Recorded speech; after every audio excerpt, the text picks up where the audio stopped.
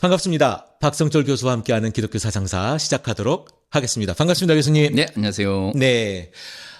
우리 저번 주에 대한민국의 대부분의 기독교인들은 다 아는 장깔뱅에 대해서 저번 주에 우리가 나누고 이번 주에 또 장깔뱅에 대해서 나누려고 합니다. 저번 주에는 우리가 장깔뱅의 생애와 또 제네바까지 온 이야기, 그리고 또 우리가 이제 질문했었잖아요. 전쟁을 그러면 우리 장깔뱅은 어떻게 생각했느냐. 그리고 뭐 그런 이야기들, 그 기독교에 대한 이야기들도 쭉 같이 한꺼번에 했습니다만은 오늘은 어떤 이야기를 해주실 건지. 아무래도 지난주에 이제 전쟁의 정당성 혹은 정당한 전쟁 이론을 이제 부분적으로 이야기를 했습니다. 네. 말씀드린 것처럼 깔뱅 같은 경우에는 질서를 기반으로 하는 사회 제도를 중요하게 생각했고, 그래서 이제 무정부주의에 대해서 굉장히 이제 비판적인 생각을 가지고 있었어요. 그래서 국가가 질서를 유지하기 위해서 사용하는 이제 권력 혹은 폭력에 대해서 굉장히 이제 긍정적인 입장이었고, 이제 이를 기반으로 전쟁의 문제도 다뤘습니다. 그래서 국가가 존재하기 위해서 필요한 기본적인 어떤 군사력이라든가 폭력의 문제를 이제 긍정적으로 봤다는 이야기를 했는데, 물론 이제 그렇다고 그래가지고 국가의 모든 폭력 자체가 다 정당하다는 의미는 아닙니다. 단지 깔뱅의 그 글을 보고 있으면 누가복음 3장 14절의 이야기를 하면서 군인의 역할의 정당성은 이제 강조를 해요. 군인의 역할은 전쟁하는 거잖아요. 네, 군인의 역할은 이제 전쟁을 하는 건데, 그 전쟁의 목적이 무조건 침략하기 위한 것은 아니다. 네. 네, 군인 역할 중에는 이제 국가를 방어하기 위한 목적도 있다. 네, 이런 게 있고, 단지 이제 깔뱅이 이제 누가복음의 이야기를 통해서 이제 비판하는 것은 뭐냐면, 군인이 자신의 역할을 잘 감당하지 못할 경우에는 예를 들어 뭐 자신이 가지고 있는 힘을 가지고 다른 사람들에게 폭력을 가해서 뭐 돈을 뺏는다든가, 아니면 양아치네, 양아치. 예, 아니면 뭐 세례 요한이 비판했던 것처럼 자신에게 주어진 월급 이상의 것을 요구하거나 또 그걸 위해서 불법을 행하는 경우에 이제 비판하는데, 깔병도 그 본문을 이제 가지고 오면서 똑같이 비판을 해요. 그래서 군인의 역할과 그다음에 국방의 의무로서 그 국가의 어떤 그 폭력의 문제는 이제 긍정적으로 이야기를 하는데, 그럼에도 불구하고 이제 군인이 그 역할을 제대로 감당하지 못하거나 아니면 세례 요한의 때처럼 군인이 다른 목적으로 뭐 돈이나 권력이나 다른 것 때문에 자신의 권력을 남용하는 경우에는 분명히 이제 비판을 하고 있죠.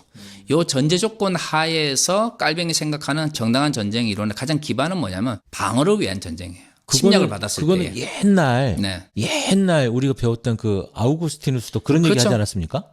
거의 그 정당한 전쟁 이론 그러면 소위 말하는 제1차 제국주의 시대, 서구에서 이제 제국주의가 이제 누가 이제 주류가 되는가에 따라서 예를 들어 뭐 네덜란드가 주류가 되느냐, 스페인이냐, 포르투갈이냐, 영국이냐 뭐 이런 식으로 해서 이제 1, 2차 이렇게 해서 제국주의 전쟁의 시대가 있는데, 그런 어떤 제국주의 전쟁 시대 때 안타깝게도 뭐 가톨릭이든 성공회든 또 이후로는 이제 개신교도 마찬가지지만 기독교 내에서 이러한 그 국가의 그 확장 정책, 팽창 정책을 종교적으로 정당해 주는 시대가 있었어요. 십자가 깃발 걷고 나가잖아요. 네네. 네.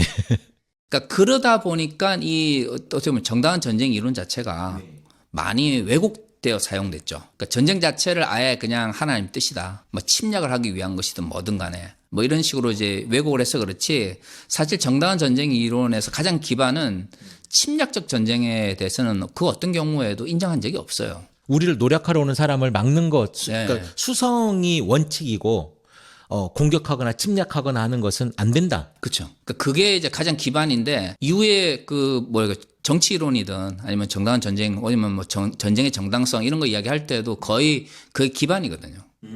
그러면 이제 제국주의 시대에 발전했던 이론들은 어떻게 보면 신학의 왜곡 현상이라고 볼 수 있는 거죠. 미국이 이라크 침공한 그런 느낌인데요. 나 약간 뭐 그때 누가 그렇게 조언을 했다는 이론적 기반을 했다는 그런 분이 있기는 한데, 아마도 이제 그런 근본주의적 시각이나 극단적인 형태의 극우적 시각은 어디나 있을 거예요. 뭐 예를 들어 부시 때만 하더라도 악의 축이라는 용어가 왜 나왔겠어요? 단순히 정치적 용어는 아니거든요. 종교적으로 전쟁을 하고자 하는 대상을 악한 것으로 만들어야 그래야 이제 내가 전쟁을 하는 데 있어서 정당성을 가지게 된단 말이에요. 근데 그것이 과연 기독교 윤리적 차원에서 교회사에서 다루어졌던 정당한 전쟁 이론이냐? 사실 그거랑 아무 관계가 없는 거거든요. 그러니까 아우구스티누스 때부터 그랬다면 정말 고대로부터 지금까지 계속 기독교의 기본 원칙은 침략은 아니다라고 하는 거잖아요. 그렇죠. 깔뱅이 지금 제네바에서 어쨌든 그 권력을 장악하고 하나님의 나라를 만든 거 아닙니까? 하나님이 다스리는 신국을 만들고 거기에 하나님의 법이 통치하는 너무 멋있는 나라를 만들었는데 이 군인에 대한 이거는 하나님의 군대입니까 그러면? 그러니까 이제 이게 깔뱅을 연구할 때 제일 복잡한 부분이 바로 이 부분이에요. 깔뱅이 이제 신학적인 측면에서 혹은 이제 흔히 이론적 측면에서 이야기한 부분하고 네. 때로는 깔뱅 스스로가 제네바의 시의회를 장악해서 이제 어떻게 보면 사회적 의미의 종교교육을 실천해 나가는 실천적인 어떤 실천가로서 현실적인 어떤 그 사이에서 어쨌든 사람이기 때문에 괴리가 어느 정도 나타나는 거죠. 그러니까 다 내가 말했다고 지킨 건 아니군요. 뭐 노력은 하셨겠지만 그렇다고 100% 다 지켰다고 보기는 뭐 사람이니까. 네. 그게 이제 지금처럼 이제 근대 사회처럼 종교적 영역과 정치적 영역 혹은 뭐 우리가 말하는 이제 종교 사사화, 신앙의 사사화라고 그래가지고 근대 사회 가장 특징 중에 하나가 더 이상 이제 근대 사회에서는 종교적인 가치가 공적 영역이나 사회적 혹은 정치적 영역에 영향을 덜 미친다는 거거든요. 그리고 이제 그게 이제 굉장히 중요한 것인데 사실 이때만 하더라도 깔뱅만 하더라도 이 깔뱅의 이제 정치 윤리에서 가장 중요한 것은 뭐냐면 시민 정부라고 하는 것이 마틴 루터가 이제 세상의 왕국이라고 표현했던 그 시민 정부라고 하는 것이 하나님으로부터 독자적인 사명을 가지고 있고 그 사명은 물과 공기와 같이 매우 중요한 역할을 감당한다. 질서를 유지하고 그다음에 일반적으로 사람들이 살아갈 수 있는 어떤 생활의 토대를 만들고 뭐 이런 측면에서 시민정부는 영적 정부가 교회로 상징되어지는 영적 정부가 하는 역할 못지않게 중요한 사명을 하나님으로부터 물려받았다라는 이제 이야기를 한단 말이에요. 시민정부라고 하는 게 그냥 그 일반 시민들이 뭐 무슨 권력을 찬탈하는 게 아니고, 그러니까 그냥 우리가 소위 얘기하는 정부, 네. 국가와 교회 요렇게 표현이 훨씬 더 그쵸. 우리가 이해하기 쉬울 것 같은데요. 네, 표현을 이제 그렇게 했기 때문에 이제 그렇게 하는 건데 어쨌든 국가와 교회라고 할 때 국가가 가지고 있는 독특한 역할에 대해서 깔뱅은 굉장히 그 시대의 다른 사람들과 비교해 보면 굉장히 강조한 편이거든요. 어떻게 보면 마틴 루터로부터 시작된 종교개혁에서 마틴 루터든 잔 깔뱅이든 그 이전의 산우가 가장 큰 차이 중에 하나가 그거예요. 대부분은 아까 말씀하신 것처럼 이제 아구스티누스의 신국론에서부터 국가와 교회 관계라고 하는 것이 역사적으로 정립이 되거든요. 그러니까 그 이전에도 국가와 교회 관계에 대해 설명한 사람들이 있었어요. 교부들. 그런데 아구스티누스의 신국론이 독특한 건 뭐냐면 기독교적 역사관 안에서 국가와 교회 관계를 설명을 하고 이게 마지막 때에 어떤 식으로 뭐 종말에 이르게 되는가를 쭉 설명을 했기 때문에 이 신국론이 정말 중요한 부분인데 그럼에도 불구하고 아구스티누스의 신국론에서는 어떻든 세상이 어떻게 돌아가는지 세상이 어떤 역할을 하는지 보다는 도대체 이 일시적인 법 지금 내가 사는 이 세상 땅에서 속에서 영원한 법을 지켜가는 하나님의 백성들이 하나님의 도성에 속해 있는 하나님의 백성들이 어떻게 하나님 뜻을 이루며 살아갈 건가가 더 중요하거든요. 너무 이상적이야. 그런데 이제 마틴 루터나 이제 잔 깔뱅에 오게 되면 이제는 이 국가라고 하는 것 자체도 그 나름의 그 사명을 가지고 있는 거죠. 소명을 가지고 있는 거죠. 계속 헷갈리는 게 뭐냐면 시민정부라고 명명되어지는 시민정부 그러면 혁명을 한 지금 우리가 혁명을 해서 잡은 우리 시민들의 정부인가? 이런 느낌이 있어가지고 계속 국가라는 개념과 이 매칭이 안 됐었어요. 잔 깔뱅이 이제 제네바에서 권력을 잡았을 때는 유럽 사회가 전환점에 있던 시기였다는 거죠. 그러니까 왕정 중심의 체계가 있었는데 왕정이 이제 점점 흔들리려고 할 때죠.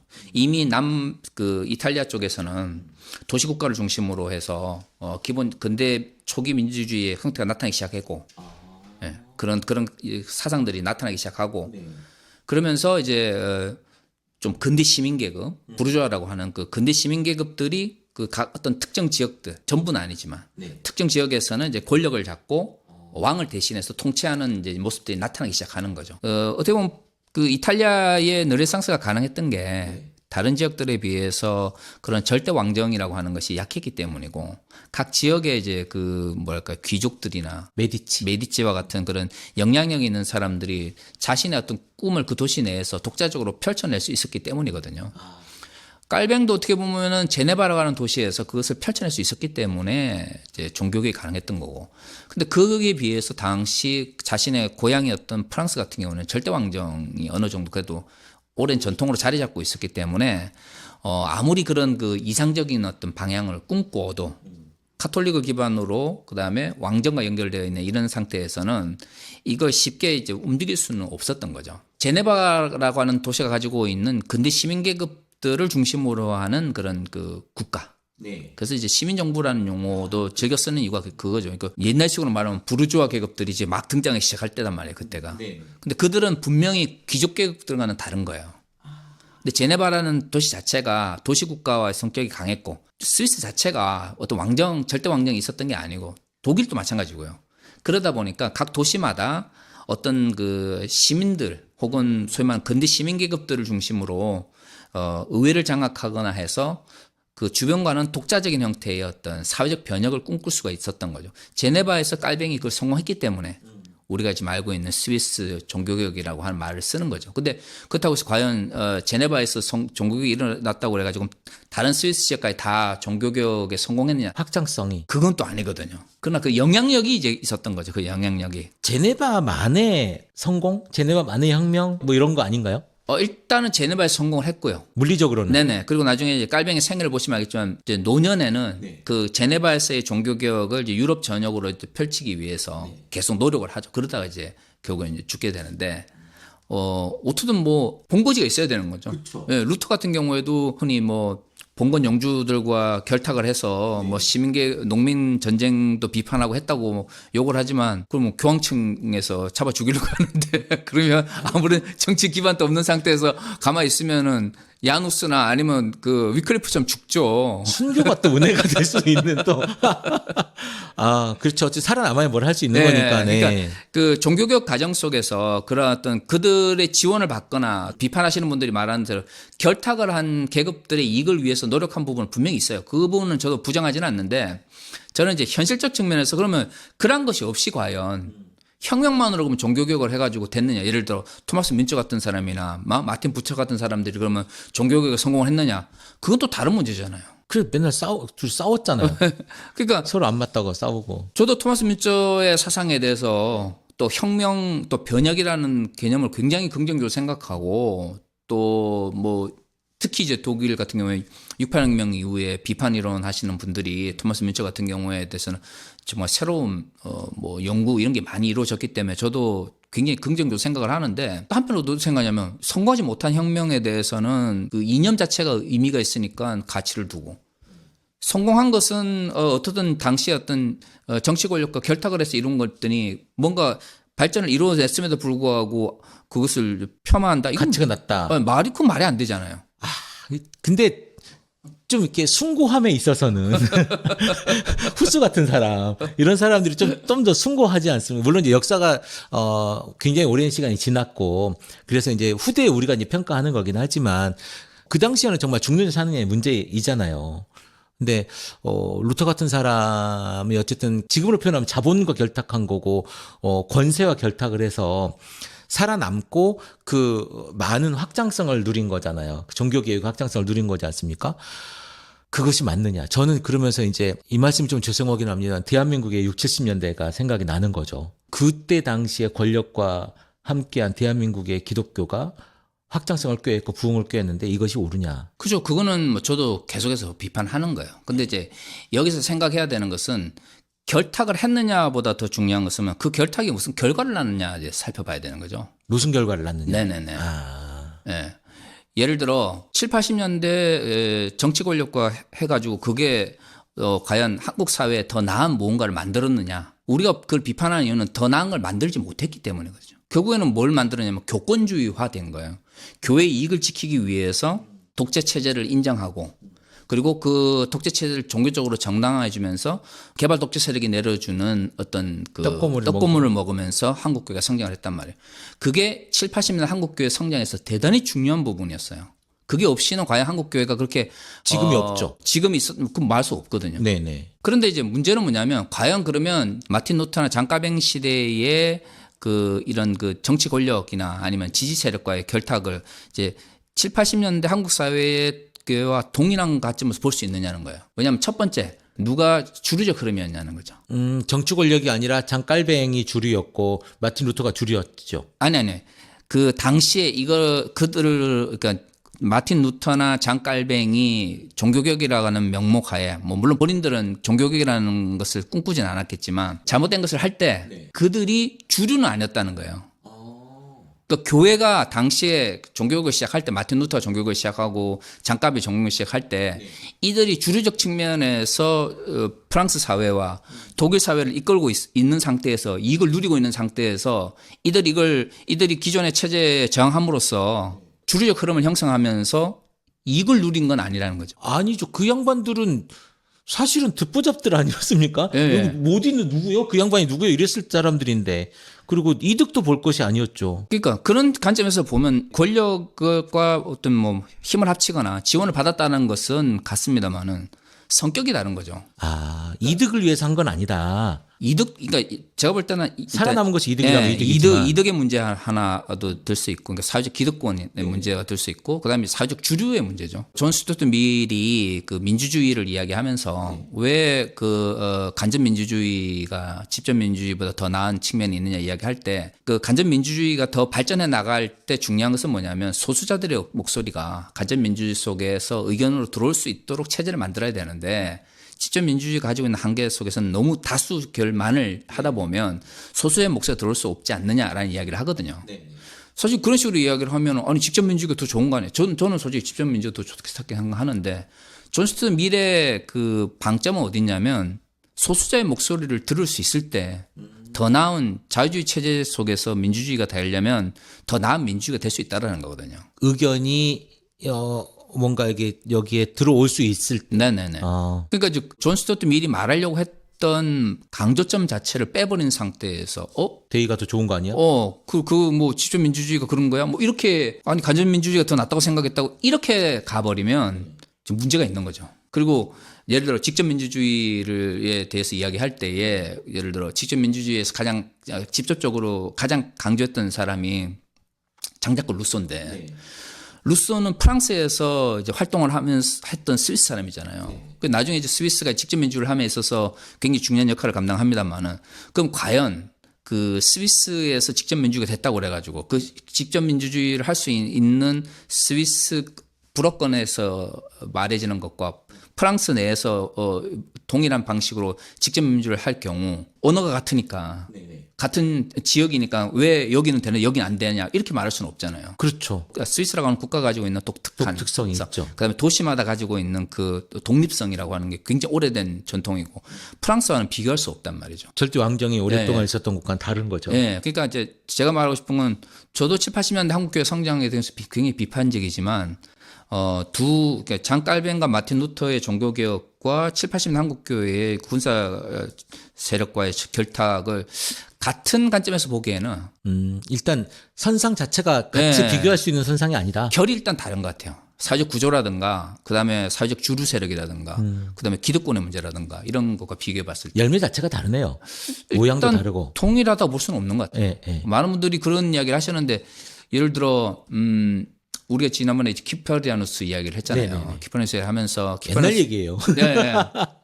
우리가 이제 일제 시대에 그 신사참배하면서 살아남은 사람들 이야기를 했단 말이에요. 사실 배교한 사람을 용서하지 않느냐 단순화시키면 문제는 똑같지만 한쪽에서는 당시에 이 순교라고 하는 개념 자체가 은사의 한 종류로 받아들였다는 말인 거죠. 그러니까 과연 이제 그러면 신사참배의 문제를 가지고 키프라누스의 이제 데키우스 황제 때에 그 도망갔던 이 문제를 배교는 아니죠. 배교는 그땐 도망갔죠. 도망갔죠. 사람을 도망가죠. 그 믿음을 지키기 위해 도망간 거죠. 도망간 거고 이제 군인들이 또 쫓아오고 했으니까. 그러니까 이것이 이제 직접적으로 순교당하지 않았다라는 측면에서는 어떻게 보면 뭐 똑같은 거지만 일단 두 개가 동일하다라고 말할 수는 없거든요. 그렇죠. 전혀 다른 얘기. 그러니까 그런 측면에서는 저도 예를 들어 마틴 루터가 이제 농민 전쟁에 대해서 부정적으로 이야기하고 특히 이제 토마스 문자라든가 마틴 부처와의 신학적 사상에서 차이가 보였고 특히 사회적 변혁에 있어서 마틴 루터가 보수적으로 나왔다는 것은 저도 부정적으로 생각을 하거든요. 그러나 그렇다고 해서 그럼 그들의 어떤 16세기적 상황 속에서 그들의 어떤 행동이 단순히 다 기독권의 문제나 아니면은 오늘 21세기적 관점에서 볼 때 사회적 변혁이나 아니면 변화를 충분히 이끌지 못했기 때문에 무조건 비판받아야 되느냐. 그거는 좀 다른 또 문제죠. 아니죠. 그건 다른 문제죠. 네네. 그들이 뭔가 사회적 변혁에 큰 영향을 미쳤고 네. 어떤 우리가 알든 묻든 간에 막스 베버가 분석을 한 것처럼 그런 종교가 있었기 때문에 이후에 자본주의라고 하는 체제가 들어서게 되고 그러니까 그게 긍정적이든 부정적이든 사회적 변혁이 일어나게 되거든요. 어떤 형태든 간에.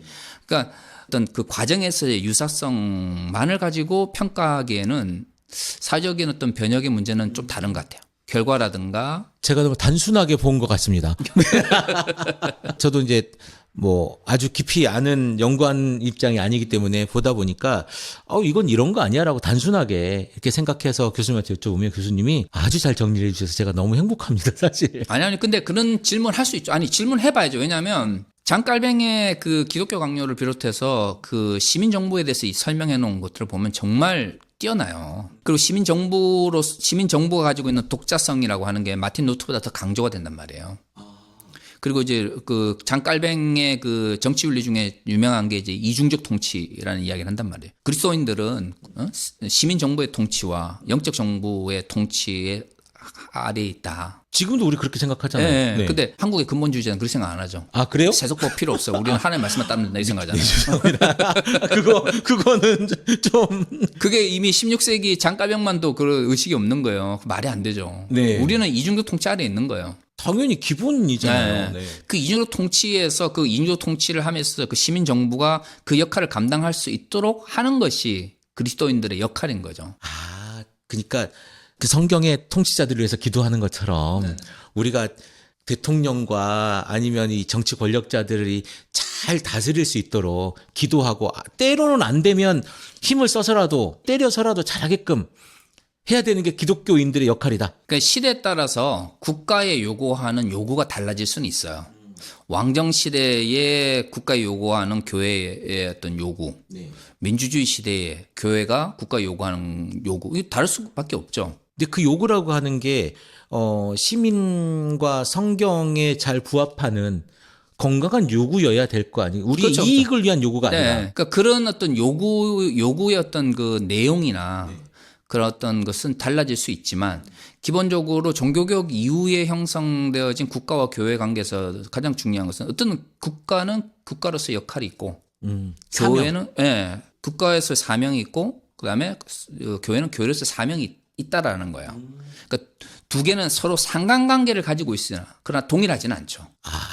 저는 그 제네바의 어쨌든 권력을 장악했잖아요. 그래서 뭐 사람을 죽이기 처형하기도 하고 이런 권력까지 가졌잖아요. 그러면서 이슬람 사회가 가졌던 그 종교와 국가가 하나 된 이런 사회 있지 않습니까? 저는 그런 거라고 생각했고 그것이 하나님이 다스리는 그래서 그 대리인으로서 깔뱅이 다스리는 이런 제네바를 만들었다. 이렇게 생각을 했었거든요. 근데 어떻든 운영 체계 자체를 왕정처럼 하진 않았잖아요. 시의회를 중심으로 의회를 중심으로 움직였고 그 당시에 이제 막 생기기 시작했던 초기 이제 민주주의 체제를 적극적으로 수용을 했고요. 물론 그럼에도 불구하고 뭐 세르베투스의 화영각처럼 그리고 그 남아 있는 기록들 보면 장깔뱅 시대에 굉장히 시의회가 공공도덕이라고 그러죠. 공중도덕이라고 하는 것을 굉장히 엄격한 형태의 공중도덕을 요구했던 건 사실이에요. 그러면 거기에 걸리는 사람이 많을 거 아닙니까? 그러니까 그런 측면에서 보면 그거는 그 뭐랄까요. 16세기에 가지고 있는 전환기의 하나의 특징 같아요. 이게 근대사회라고 하는 게 어느 날 갑자기 하늘에서 툭 떨어져가지고 지금부터 근대사회 이러면 참 좋긴 한데 그게 솔직히 말이 안 되잖아요. 예전에 제가 아주 옛날 얘기입니다. 제가 아무것도 잘 모르던 시절에 기독교가 장악한 도시 그 깔뱅 이야기를 하면서 제네바에 그때 죽은 사람이 그 깔뱅이 죽인 사람이 그렇게 많았댄다. 그러니 기독교가 나쁜 거 아니야. 이런 얘기 들어서 제가 그래? 그러면 나쁜 거지. 라고 했던 그런 시절이 있었습니다. 그렇게 말하면 또 그렇게 들릴 수도 있는 거니까요. 그 뭐 정치라고 하는 것은 어떤 관점에서 바라보느냐에 따라 굉장히 다른 거 아닙니까? 네. 예를 들어 크롬웰 같은 영국 같은 경우에 뭐 청교도 뭐 혁명을 일으켰다 하지만 실제 독재를 했잖아요. 그러니까 종교란 이름으로 과연 독재를 하는 것이 정당화될 수 있느냐 할 때 말이 안 되는 거죠.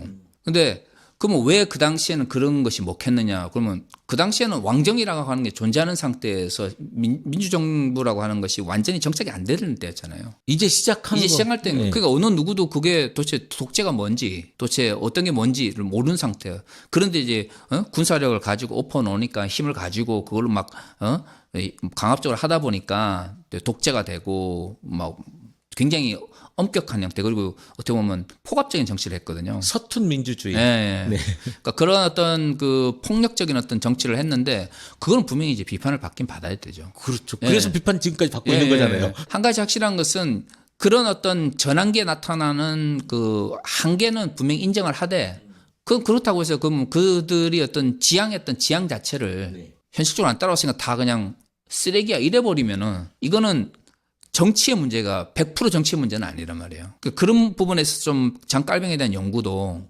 지금은 장깔뱅이에 대한 연구가 굉장히 극단적인 게 한국의 근본주의자들은 장깔뱅을 거의 우상시하고 그다음에 여기에 대한 반발로서 다른 한쪽에서는 장깔뱅의 어떤 신학적 연구보다는 폭정의 부분에서 이야기를 하는데 그 폭정이라고 하는 것도 그 폭정이 분명히 있었다고 볼 수는 있는데 과연 16세기에 과연 어디까지를 폭정을 할 건지는 생각해 볼 필요는 있죠. 그때쯤에 잡아다가 마음에 안 들면 화형시키던 시절 아닙니까? 왕이 쟤 죽여라 그러면 죽이던 시절 아닙니까? 네, 그 과연 민주주의의 초대 모습을 가졌다고 해서 그 사람들의 의식 속에서 과연 산업혁명 이후에 소위 말하는 산업혁명 이후에 현대적 의미의 민주주의 의식을 가지고 있었을까? 그거는 또 다른 문제죠. 그때만 하더라도 글을 읽을 수 있는 사람들이 거의 없었던 시절이잖아요. 엘리트가 진짜 몇몇만의 엘리트였고 그 사람들이 리더였던 시절이잖아요.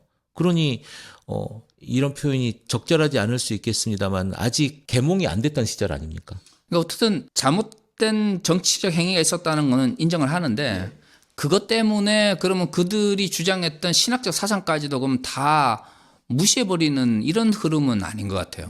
그러니까 충분히 이해는 해요. 너무 한국의 근본주의자들이 특히 장로교 내에서 근본주의자들이 깔뱅이 이야기라고 그러면 막 그냥 우상시하면서 1.1핵도 틀림이 없어요. 1.1핵 문자주의로 하니까 네네. 그에 대한 반발이 나온 건 사실인데 근데 지금 그렇다고 해서 그러면 신학은 무시한 상태에서 그러면 모든 신학자들의 사회적인 어떤 측면만을 가지고 평가를 해버리면 그럼 과연 그게 올바른 신학에 대한 연구냐 이거죠. 한 면만으로 다 평가할 수 없는 거 아니겠습니까? 그렇죠. 그러니까 비판할 건 비판하는 건 좋은데 그 비판 자체가 나머지를 다 상쇄하는 방식은 안 된다는 거죠. 그렇죠. 왜 그렇게 될 수밖에 없었는지의 그 환경과 배경이 그 연구가 분명히 필요하겠죠. 이때 화형을 시킬 수밖에 없었던 이유가 분명히 있었을 것이고 그러니까 저도 얄팍하게 문자 몇 개를 읽어봤습니다마는 그쪽에서도 이단이라고 하고 여기서도 이단이라고 하고 근데 이단은 죽여야 되고 그래서 죽은 거 아닙니까? 그죠. 이게 카톨릭에서도 이단이라고 그러고 종교가 이렇게 했던 개신교 내에서도 이단으로 밀렸기 때문에 셀베투스가 이제 화형을 당한 건데 본인은 어떤 시민 정부의 역할을 강조하면서 양자의 도덕성과 상관관계에 대해서 고민했지만 당시 사회라고 하는 것이 16세기잖아요. 아직 경건주의 운동도 일어나지 않을 때란 말이에요. 정치와 종교라고 하는 게 굉장히 밀접한 상관관계를 가지고 있어. 프랑스 같은 경우에는 왕정을 지지하는 가장 강력한 형태의 힘이 바로 가톨릭의 엘리트 계층들이었단 말이에요. 이런 상황 속에서 이제 종교적으로 이단으로 몰린 사람들에 대해서 그냥 놔뒀을 경우 그러면 제네바가 그냥 지금처럼 종교는 종교고 정치는 종교고 이러지는 않았을 거라는 거죠. 그러니까 이제 본인도 그런 것에 대해서 시민정부 역할을 이야기하고 했지만 결국에는 시의회를 장악하고 있는 권력자 입장에서는 이제 셀베투를 죽일 수밖에 없었던 거죠. 물론 그게 옳았다고 생각하지는 않습니다. 근데 이제 그것 때문에 그러면 깔뱅의 모든 사상은 다 의미가 없다 이렇게 가서는 안 된다는 거예요. 그거는 깔뱅의 한계라고 분명히 인정을 하고 그럼 왜 그가 꿈꾸었던 시민 정부와 그다음에 영적 정부 사이의 그 어떤 상관관계 혹은 각각의 어떤 역할 권세의 문제가 현실 속에서는 제대로 실현되지 못했는가를 고민하는 것이 오히려 깔병을 연구하는 데 있어서 더 현실적이죠. 그래서 지금 우리는 어떻게 할 것인가 이 고민이 돼야 되는 건데 참 안타깝고 답답합니다. 연구자 선생님들이 조금만 더 시각을 넓히면 좋지 않을까 이런 안타까움이 있네요. 그렇죠. 깔뱅의 속에서는 이제 전혀 뭐 현실적인 측면에서 보면 전혀 신정 일치 국가의 모습이 없었다고 말할 수는 없죠. 네. 중지 곧 16세기 종교개혁이 일어나고 이제 깔뱅이 이제 제네바에서 종교개혁 성공하고 나서 이제 노년에 유럽 전역에 이제 종교개혁의 가치를 하기 위해서 노력한 게 1950년부터 시작해서 64년 죽을 때까지 이렇게 쭉 이어지게 되는데 1550년부터 64년까지라고 생각해 주십시오. 그때 이제 뭐가 있었어요? 1500년 지금부터 우리나라도 500년 전인데 거기서 지금 근대적 의미의 민주주의를 가져온다는 것 자체가 과연 이제 그거는 말이 안 되죠. 만약에 우리나라 500년 전에 조선시대 이야기를 할 때, 왕이 있으니까 왕은 무조건 나쁜 거야. 이렇게 접근하면 안 될 거 아니에요. 그러면 세종대왕도 다 나쁜 놈이고 다 나쁘죠. 그렇게 접근하면 안 되죠. 그 시대 속에서 그게 어떤 의미를 가졌고, 그럼에도 불구하고 그게 어떤 시대적 한계가 있었고, 그럼 그게 오늘날 우리 관점 속에서는 어떻게 할 것인가. 그렇게 이제 접근하는 게 오히려 더 우리에게 있어서 역사를 바라보는 관점이죠. 그 종교 개혁자로서 사실은 어찌 보면 그 지역에서 작은 지역이라면 종교 개혁을 어쨌든 그 지역의 하나의 큰 정신으로 삼은 종교 개혁에 성공한 사람인 거잖아요. 네네. 그 사람으로서 그 가치를 높이 평가하고 그리고 거기에서 어쨌든 하나님의 말씀으로 그리고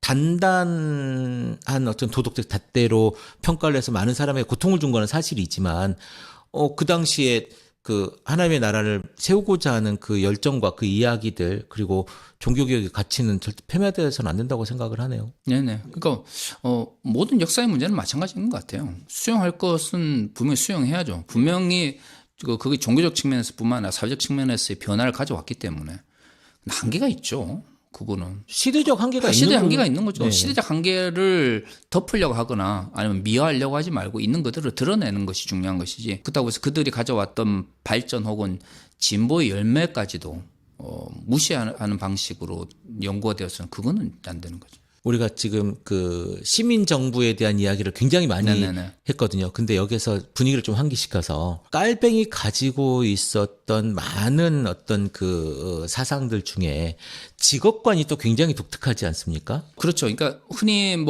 깔뱅이 직업관 그러면 이제 직업 소명 이야기 하잖아요. 근데 직업 소명 자체를 먼저 꺼낸 사람은 이제 그 마틴 루터죠. 그러면 루터가 한 거 다 따라한 거네요. 따라쟁이네요. 마틴 루터의 영향이 종교개혁자들에게 없었다라고 힘들죠. 거의 그러면 이후에 마틴 루터가 이만큼의 거 퍼뜨려 놓은 거를 다 보고 내 생각과 이 마틴 루터를 베이스로 삼아서 그 위에 종교개혁에 힘을 실은 거 수도 있겠네요. 그렇죠. 마틴 루터가 만약에 95개 반박문을 안 하고 그 이후에 다양한 형태의 저항을 하지 않았다면 프랑스에서도 위그노들이 일어나지 않았을 것이고 위그노 일어나지 않았다면 장깔뱅도 개신교로 굳이 그랬겠죠. 파리 와가지고 개신교까지 와가지고 개종할 이유가 없었을 거예요. 그런 의미에서 보면 마틴 루터에 의해서 시작되었지만 완성되지 못했거나 아니면 루터가 가진 한계 때문에 더 이상 발전하지 못했던 개념들을 이후에 종교개혁가들이 물려받아서 발전시킨 측면이 분명히 있는 거죠. 직업소명서도 마찬가지입니다. 직업소명서 자체는 마틴 루터가 먼저 했던 거죠. 마틴 루터에 의하면 다른 사람들에게 유익을 주는 모든 직업,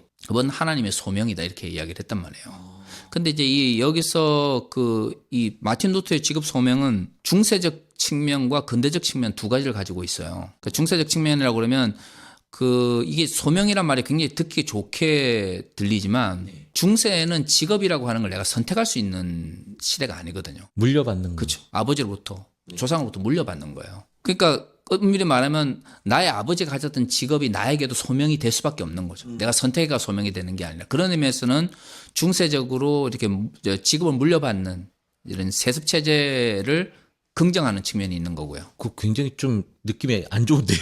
그렇기 때문에 이제 중세적 측면이 있는 거예요. 그런데 당시에 이제 부모로부터 물려받는 직업이 아닌 경우는 정해져 있었어요. 예를 들어 수도사가 되거나 의사나 법률가가 되거나 이런 경우를 제외하고 나면 거의 대부분은 이제 부모로부터 직업을 물려받게 돼 있죠. 귀족 역시도 마찬가지고. 루터도 아버지는 광산업을 했었고 네. 루터는 이제 법률가가 되려고 오던 거 아니었겠습니까? 네. 법률가나 의사나 수도사 위에는 직업을 선택할 수 있는 시대가 아니에요. 그때가. 또 그게 제일 출세하는 길이잖아요. 네. 그런데 이제 그럼에도 불구하고 모든 직업이 하나님께로부터 받은 소명이다라고 했으니까 독일 말로 베루풍의 동사형은 베루푼 부르다거든요. 그러니까 직업이라고 하는 게 하나님께서 불러주셨기 때문에 그 직업을 하는 거다라는 의미로 독일 사람들은 썼단 말이에요. 아, 아르바이트가 아닙니까? 아닙니다. 아바이트는 그냥 단순히 일하다고. 아, 노동이군요. 네네. 베루풍 하면 베루펜에서 부르는 거예요. 부르다. 하나님께서 우리를 불러서 그 자리에 있다라는 의미로 이제 사용되는 거예요. 지금도 그렇게 쓰는 겁니까? 그죠. 독일 말에 원래 어원이 그렇게 출발하는 거니까요. 성경적이네요. 너무 좋네요.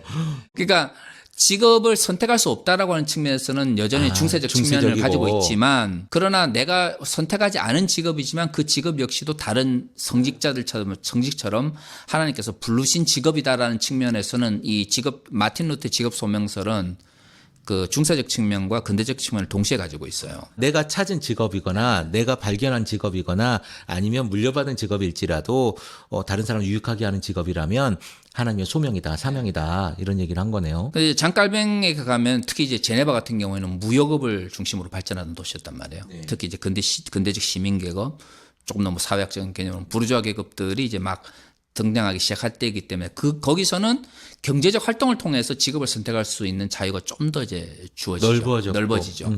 그러니까 단순히 직업 소명이라고 하더라도 장깔뱅이 직업 소명은 루터보다는 조금 더 확장성이 가질 수밖에 없는 거예요. 왜냐하면 일단 직업 자체를 내가 만들 수 있고 선택할 수 있는 좀 더 여유가 있으니까. 직업이 더 많아졌겠네요. 네네네. 종류도 많아지고. 네. 그리고 뭐 루터 같은 경우에는 웬만하면은 이제 그 돈을 가지고 또 이자를 받는 거에서 부정적으로 생각했지만 그래도 부정하지는 않았거든요. 아, 고리대금 이런 거를 5%인가 하여튼 뭐 몇 프로 있어요. 그 이상은 받지 말라. 아, 고리는 하지 말고 너무 그걸 하지 말라. 어느 정도까지 이 받는 것은 인정하지만 그러나 웬만하면 돈놀이 하지 말라 이렇게 이야기를 하는데, 장가병에 가게 되면 경제적 활동으로서 나타나는 금융과 같은 것에 대해서는 꽤 루터보다 더 긍정적으로 이제 생각한단 말이에요. 우리 루터 선생님 얘기로 따지면 제2금융권은 다 악의 축이네요. 그러니까 일단 장깔뱅 시대가 되면 뭐 물론 연대적으로 뭐 엄청나게 많이 차이 난다 볼 수는 없지만 어떻든 장깔뱅에 가면 직업 자체가 더 선택의 폭이 넓어지죠. 그리고 장깔뱅이 직업 소명서에서 핵심은 뭐냐면 사실 청지기론이에요. 요즘에 청지기론 많이 하지 않습니까? 예, 근데 왕의 재정 뭐 이런 청지기론. 제가 제일 안타까워하는 부분이 그거예요. 장깔뱅이 말하는 청지기론은 우리가 직업을 물려받았건 내가 선택을 했던, 그래서 돈을 벌 수 있게 되었을 때 모든 하나님께서 나에게 주신 인간에게 유익을 주는 모든 직업적 활동은 하나님의 소명이다인데, 그러면 이제 돈을 벌 거 아니에요. 돈을 벌게 될 때 그것이 나의 것이 아니라 청지기로서 이 땅에 맡겨진 것이다라는 전제 조건이 깔려져 있거든요. 직업을 맡겨준 거니까. 네네. 네. 근데 이거는 부자가 되는 문제하고는 관계 없어요. 많이 맡겨주신 부자가 되는 거 아닙니까? 뭐 그렇긴 하죠. 그런데 목적 자체 청지기론, 장깔뱅의 청지기론 이야기할 때는 목사님도 이야기하셨지만 장깔뱅이 굉장히 엄격한 형태의 제네바 시의회를 장악하고 나서 굉장히 엄격한 형태의 공중도덕을 요구했거든요. 거기에서 굉장히 많은 부분에 드는 건금 뭐 아니면 뭐 청민 이런 것들을 굉장히 많이 요구를 해요. 그러니까 부의 축적과 상관없는 청지기인 거군요. 네, 그러니까 지키는 거고 사용하는 것은 하나님의 소명이고 하나님의 뜻이 있지만 그거를 축적하는 것으로 결과를 만들면 안 된다는 얘기인 거잖아요. 일단 축적 자체를 정당하다고 한 적은 없어요. 아, 그래서 깔뱅의 설교를 보면 부자들한테 야 너 먹을 거 뭐 남기 가난한 자들 나눠줘라 이야기 계속 하잖아요. 물론 이제 나중에 가면 이제 깔뱅주의로 발전하는 과정 속에서 물론 막스 웨버의 이야기가 100% 다 맞지는 않지만 어떻든 깔뱅주의로 발전하는 과정 속에서 이후에 경제 윤리를 이제 형성하는 가운데 프로테스탄트 윤리가 깔뱅주의와 연관성 속에서 발전했을 수는 있어요. 그것까지 뭐 부정할 수는 없는데. 뭐 연관이 있거나 그랬겠죠. 네네. 그것까지 부정할 수는 없는데, 그렇다고 해서 그러면 장깔뱅이 이야기했던 직업윤리 그리고 가장 핵심이 되는 이 청지기론 자체가 부를 축적을 목적으로 하느냐, 그건 아니거든요. 지금 한국 교회에서 지금 청지기론이 제일 잘못 사용되고 있는 게 바로 그 부분이에요. 우리 청부론이라고 하는 명목으로 부자가 되기 위한 깨끗한 부자라는 명목으로 이 청지기론을 가져오는데, 이거는 장깔뱅이 말하는 직업 소명설이나 청지기론하고 아무 상관관계가 없는 거예요. 이거는 진짜로 말은 비슷한데. 그렇죠. 이거 뭐 말은 그렇게 할 수 있지만 이거는 아무 상관관계가 없어요. 이게 신학적으로 어떻게 보면 말하면 제가 볼 때는 20세기 번영 신학이 21세기 버전이 아닌가 싶어요. 네. 그냥 부자 되고 싶은 욕망의 산물인 거죠, 뭐. 그렇죠. 그 성경을 이용하는 거죠. 내가 부자 되고 싶은 욕망을 성경이라고 하는 몇 가지 구절이나 아니면 그 이전에 있었던 신학자들의 이론을 가져와 가지고 갖다 붙이는 그런 어떤 측면이 포장만 강하죠. 잘하는 거죠. 11조 많이 내가 이 교회에 11조 제일 많이 하고 싶어 이 얘기랑 뭐가 다른 겁니까? 그렇죠. 똑같은 얘기죠. 그게 그 얘기 아니겠습니까? 네. 그러니까 우리가 좀 제대로 모르면 이런 일에 당하는 거죠. 그런 말에. 그렇죠. 아니 뭐 깔뱅이나 마틴 루터 같이 큰 업적을 남긴 사람들은 이후에 사람들에 의해서 뭐 왜곡되기도 하고 인용되기도 하고 발전하기도 하는데 뭐랄까요. 너무 단순하게 갖다 붙이는 식으로 이렇게 하는 거는 좀 문제가 있는 것 같아요. 결국은 우리가 잘 몰라서 그래요. 아니 사실 저 같은 경우도 깔뱅을 잘 모르고 솔직히 제가 고백을 하자면 저는 기독교 강요 그 4권짜리를 30년 전에 샀지만 앞에 몇 페이지 말고는 읽어본 적이 열어보니까 아직도 잉크 냄새가 나더라고요. 새 책. 그때는 활판 인쇄하던 시절 새 책입니다. 근데 사람임을 고백하고 그리고 잘 몰라요. 가르쳐주는 사람도 별로 없고 그러다 보니 그 사람이 누가 어떤 얘기를 했더라라고 몇 줄짜리 이렇게 A4 한두 장짜리 읽어보고 거기에 이 깔뱅이라는 사람 내지는 다른 사람들의 이야기를 평가해 버리는 거죠. 근데 그거는 소위 뭐 저희들처럼 깔뱅을 먼저 연구했다고 하는 사람들의 책임이 커요. 맞습니다. 책임이 커요. 왜냐하면 깔뱅을 말 그대로 정말 부분적으로 가져와 가지고 그냥 툭툭 인용하거든요. 네. 깔뱅의 뭐 이중 예정 이렇게 강조하고 뭐 이렇게 하지만 사실 기독교 강요 뒷부분에 가보면 디아코니아에 대한 이야기 굉장히 많이 나옵니다. 그래서 사회복지. 예. 그래서 뭐 깔뱅이 말하기를 인간이 다른 사람을 섬길 때 하나님에 대한 믿음이 없는 상태에서 섬기는 것은 자기의 의를 드러내기 위한 것일 수밖에 없다. 그럼 진정 인간을 섬기기 위해서 필요한 게 뭐냐? 하나님을 믿고 사랑하는 마음을 가지고 이웃을 섬기는 것이다. 라는 이야기를 해요. 그러면서 디아코니아와 관련된 이야기도 굉장히 많이 하거든요. 뒷부분에. 솔직히 근데 기독교 강요 이야기하면서 이웃을 섬기는 문제에 대해서 깔뱅이 이야기했다? 솔직히 아는 사람 별로 없어요. 저 처음 듣는 얘기. 그러니까요. 네. 그리고 뭐 청지기 이야기하면서 청지기의 어떤 사실 부가 내가 쓰는 것보다 많이 생기겠죠. 그럼 축적이 되겠죠. 그러면 그런 부분들에 대해서는 하나님의 선한 일을 사용해라라고 이야기하고 있지 않습니까? 어떻든 부자들에게 가난한 자를 돕는 것이 네 역할이고, 그리고 뭐 깔뱅이 정치적으로 뭐 폭력적인 것도 있었지만, 당시 이제 제네바 내에서 이제 빈민을 위한 구조의 부분에서도 신경 썼죠.